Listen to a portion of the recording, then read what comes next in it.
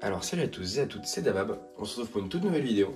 Donc aujourd'hui on commence notre nouvelle série sur les rétro reviews, ces fameuses reviews de sets qui sont du coup les plus anciens par ordre chronologique. Alors forcément au bout d'un certain nombre de vidéos on devrait se retrouver avec les derniers sets en date, mais pour l'instant du coup c'est les plus anciens. Donc on commence avec mon plus vieux set par ordre chronologique, c'est pas le plus vieux que j'ai eu dans ma collection, mais c'est le plus ancien en termes de date de sortie. C'est le set 7130, le Snowspeeder de Luke Skywalker.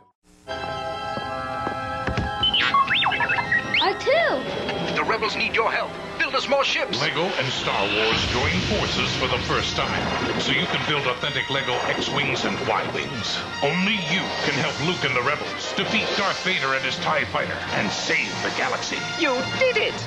You saved us! Lego Mania!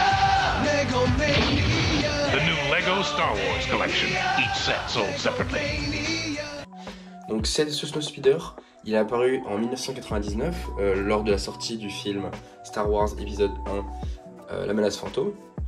On peut voir du coup que ce Snowspeeder, en premier lieu, je sais pas si vous avez pu voir, mais j'ai mis un nouveau système de lumière par rapport juste aux 3 vidéos précédentes où il y avait plus un flash vers la droite. Là on voit que les lumières sont assez tamisées vers l'avant, du coup il y a quand même l'ombre qui part vers la gauche, donc on peut voir que la lumière principale vient de la droite. Mais là c'est quand même un peu mieux. Donc j'essaierai de tourner plus de vidéos dans ce style là. Bien sûr après petit à petit je vais acheter de quoi faire des vraies vidéos comme un peu en studio avec des vraies lumières qui permettent de voir à 30-60 degrés et de ne pas avoir d'ombre sur la vidéo. Ça serait le principal. Ou alors une ombre en dessous. En attendant j'espère que comme ceci ça vous plaît. Donc on va commencer tout de suite. Donc ce set apparu en 1999, il est censé reproduire du coup le Snowspeeder que vous connaissez. On peut voir dans l'Empire contre-attaque. C'est un véhicule emblématique de l'univers de Star Wars. C'est une très belle itération à mes yeux, hein. Pour un premier set Lego, une première expérience dans le Snowspeeder, et ben je trouve que Lego a très bien réussi son coup. On reconnaît vraiment les courbes, on reconnaît vraiment bien la forme. D'ailleurs au passage vous pouvez voir mon petit trépied, enfin mon petit socle de vaisseau Lego, là pour le coup c'est la Rébellion, fait en impression 3D que je vends. D'ailleurs donc si vous êtes intéressé n'hésitez pas à me le dire dans les commentaires, je vous enverrai vers ma page Le Bon Coin. Mais voilà, donc c'est ce petit Snowspeeder qui est vraiment sublime. Alors dedans on peut y retrouver dans ce set 3 figurines, donc les pilotes du Snowspeeder qui sont Luke et Dak Ralter qui sont donc à l'arrière, je vous le présenterai juste après. Et on peut également retrouver une petite extension de ce set qui se situe ici, avec une figurine d'un rebelle ici présent qui sera la figurine à l'avenir phare de ce set. Alors en premier lieu, pour ce qui s'agit du véhicule, donc le Snowspeeder. Alors pour ma part on peut voir qu'il manque simplement une pièce, c'est ce petit barre de commande que je n'ai pas de l'autre côté. C'est la seule pièce qui manque du set, donc je suis assez content d'avoir pu conserver ce set dans cet état là. Pour vous le comparer avec l'un de mes derniers Snowspeeder, je sais pas si c'est le dernier en date, mais en tout cas c'est l'un des derniers en date, et du coup ça me permet d'avoir une belle image de ce que fait Lego à l'heure actuelle. On peut se rendre compte que niveau taille, c'est à peu près équivalent, c'est-à-dire que si on les superpose, il est un chouïa plus grand l'autre, hein, un chouïa plus long, que ce soit en longueur comme en largeur, mais ça reste assez minime.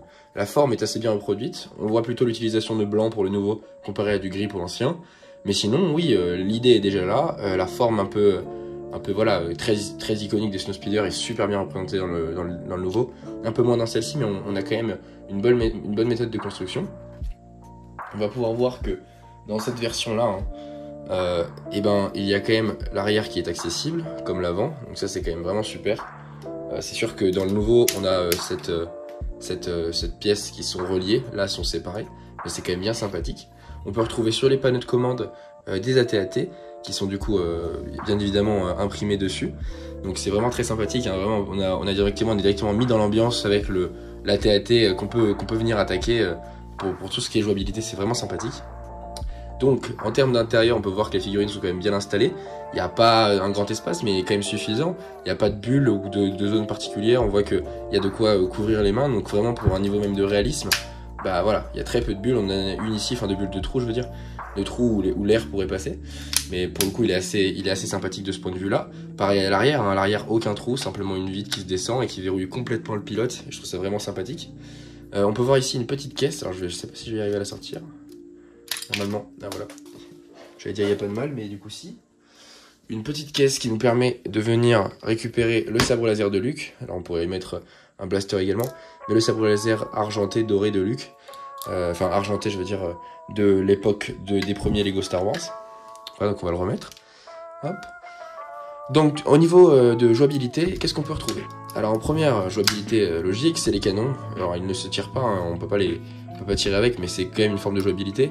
On peut ouvrir les panneaux de contrôle pour faire comme lorsqu'ils se penchent d'un côté ou de l'autre. On peut voir d'ailleurs les marques rebelles dessus, qui sont tampographiées dessus, donc c'est vraiment sympathique. Il n'y a pas d'autocollant à cette époque-là.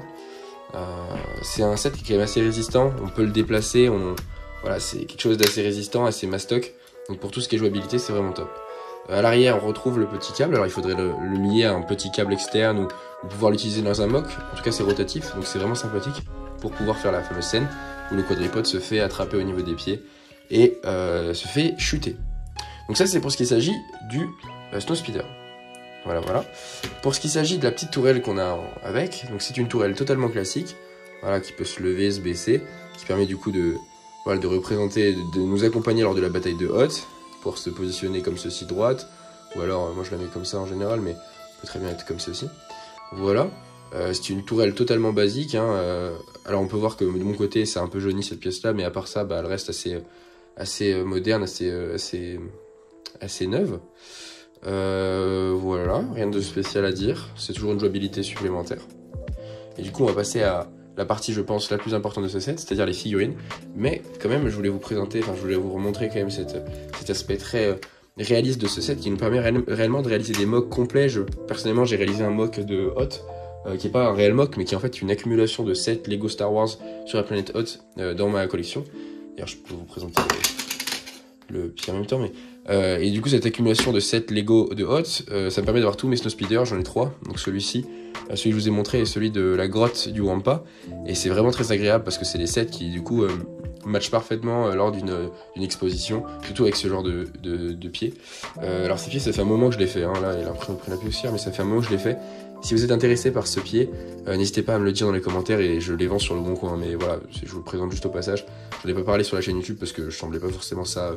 très important, mais si ça vous intéresse, voilà, ça permet d'avoir une position un peu penchée sur certaines figurines, et je fais toutes les tailles avec, et toutes les formes, avec toutes les armées possibles, donc les séparatistes et compagnie. Donc si ça vous intéresse, n'hésitez surtout pas. Alors, pour ce qui s'agit des mini-figurines, on va sortir tout de suite ces mini-figurines. Alors, petit souci, si je pouvais faire une petite critique, moi je le trouve vraiment super, hein, pour son âge et compagnie. Si on le remettait si je devais mettre une note à la fin, ça serait un bon 17 sur 20, étant donné on faut toujours prendre en compte l'époque à laquelle il sort.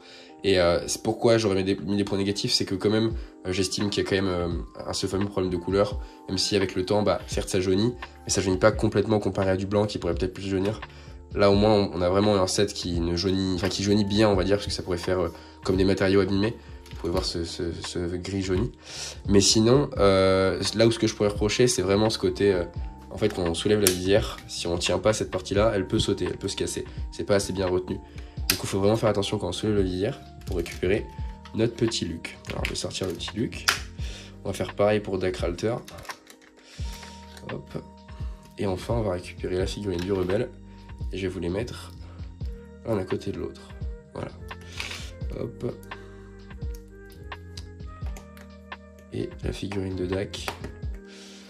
Et maintenant, la figurine du rebelle. Alors, donc cette figurine de Luke, c'est une figurine qui reprend donc avec brio l'esthétique classique des corps de Snowspeeder et de pilote de X-Wing de la Rébellion. Donc vous pouvez voir ce corps très basique avec les bras et ainsi que les jambes non tampographiées. Le dos évidemment n'est pas tampographié, on est en 1999 à l'époque, hein. Faut vraiment voir le souci du détail. La tête est quasiment nickel, il y a juste une petite accro en bas au niveau du cou, mais je la trouve vraiment super. Elle a vécu évidemment, hein, parce que ça reste un vieux set, mais je la trouve vraiment sympa. Le casque a bien tenu avec les époques. Je sais pas si c'est vraiment son casque ou si c'est un casque que j'ai récupéré sur le X-Wing 2 2004, mais je crois que c'est vraiment son casque. Donc voilà, ce serait la figurine quasiment complète de Luke. On attaque tout de suite celle de Dak. Alors, celle de Dak Ralter, je vous fais un petit warning. Alors déjà, on peut voir que une des jambes est un peu abîmée. Faut savoir que tout ce qui est corps, en fait, de ces pilotes-là, j'en ai vraiment beaucoup. Donc ça peut ne pas être le corps de Dak de ce set-là. Ça peut être un corps d'un autre pilote, d'un autre set. Mais pour le coup, je l'ai mis sur Dak. Donc voilà, faut pas prendre en compte le fait que les jambes soient abîmées. À tout moment, je pourrais retrouver une jambe. Enfin voilà, c'est pas le truc le plus grave sur cette figurine. Ce qui est grave, c'est la tête. La tête, le problème, c'est que c'est les têtes qui sont de plus en plus rares. En effet, c'est pas la tête, si on regarde celle de Luke, c'est pas une tête de ce set-là, puisque celle de Luke, c'est la vraie tête. On voit que la tête est trouée, donc comme les sets de 99. là où celle de Dak n'est pas trouée. On peut voir que c'est une tête pleine. Donc ce n'est pas la tête de Dak. La tête de Dak, c'est une tête nouvelle génération de 99, donc avec ce trou, mais avec un visage classique. Un visage comme le personnage dans Lego à la grande aventure. Vraiment un visage totalement basique. Et en effet, j'en ai pas pour l'instant. Donc il faut que j'arrive à en retrouver un de visage classique pour Dak Ralter. Parce que là, du coup, je lui ai mis un visage abîmé, mais bon, voilà. Sinon, le casque est très basique, hein, c'est le fameux casque de Dak qui, même aujourd'hui encore, est tout blanc avec juste les insignes bleus. On peut voir une tenue exactement basique également. Et enfin, la figurine la plus rare de ce set est la figurine du soldat rebelle. Donc pour ce faire, on a dans le set un canon, ainsi que des jumelles, voilà, qui sont très basiques. Et dans ce set, on a cette figurine. Alors cette figurine, c'est la première figurine de soldat de Hoth qu'on peut retrouver. Alors vous verrez qu'il manque un élément, il manque sa visière. Dans ce set, ce soldat avait une visière marron. Une visière comme celle-ci, mais marron, qui venait se baisser sur les yeux, voilà, comme ceci. Mais marron, complètement marron. Cette visière, je l'ai eue pendant longtemps, je suis persuadé de l'avoir eue. Elle me dit vraiment quelque chose. Et aujourd'hui, je ne la retrouve pas. Donc sûrement dans mes caisses marron. Je pense qu'elle peut se retrouver là-bas. Il faudrait que je fouille. Mais une fois cette vidéo complète, enfin une fois cette mini-figurine complète, donc avec son sac à dos, avec cette fameuse mèche rouge qu'on peut retrouver voilà, dessus, ainsi que son casque, voilà. Une fois qu'on a refabriqué cette figurine elle vaut un peu de l'or, hein, je vais pas vous mentir. Je sais plus à combien d'euros on est, mais on est quand même à plusieurs dizaines d'euros, je crois. Donc ça vaut vraiment le coup. Donc si vous avez cette figurine ou si vous pensez pouvoir la reconstruire ou la récupérer, foncez. Niveau rentabilité, c'est vraiment sympathique. Et puis ça vous fait toujours une figurine assez collector parce que depuis elle a pris de la valeur. C'est devenu un peu un personnage culte et je crois que ils ont fait des versions un peu récentes de figurines de soldats rebelles avec cette coupe de cheveux, il me semble. Et même d'ailleurs, ils ont fait une reproduction de ce set-là il y a pas longtemps avec cette figurine justement en mode collector. Donc voilà, ça vaut le coup. Enfin, il y a pas longtemps, ou même il y a très longtemps, je sais plus.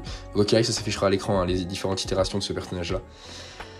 Donc voilà, en tout cas, c'est une figurine qui est très classique. On peut voir les bras ainsi que les jambes grises. Et le premier corps beige, quand on sait qu'à l'avenir, ils vont se tourner plus vers du beige, puis après complètement sur du gris, ça revient, ça alterne, c'est pas mal. On peut voir que dès le début, ils avaient déjà cette hésitation. Et voilà, c'est la première figurine de Soldat Rebelle, qui d'ailleurs inspirera les figurines qui vont servir pour le Battle Pack des Hoth, mais première génération, avec le canon, ainsi que le fameux Stormtrooper, enfin les deux Snowtroopers avec leur DCA, leur canon E-Web.